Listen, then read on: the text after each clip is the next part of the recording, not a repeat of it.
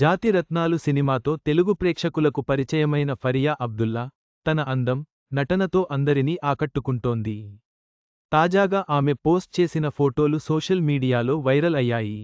జాతిరత్నాలు సినిమాతో ఇండస్ట్రీకి ఎంట్రీ ఇచ్చిన ఫరియా అబ్దుల్లా గురించి ప్రత్యేకంగా చెప్పాల్సిన పనిలేదు. ఈ చిత్రంలో ఈ భామ నటనకు, అందానికి మంచి మార్కులు పడ్డాయి. దీంతో వరుస ఆఫర్లు క్యూ కట్టాయి.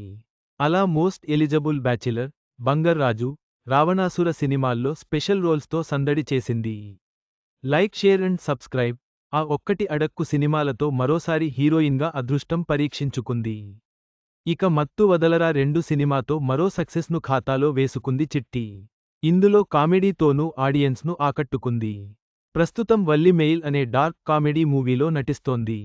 ఇదిలా ఉంటే, నిత్యం సోషల్ మీడియాలో ఫుల్ యాక్టివ్గా ఉంటూ అభిమానులకు దగ్గరవుతూ ఉంటుంది ఫరియా.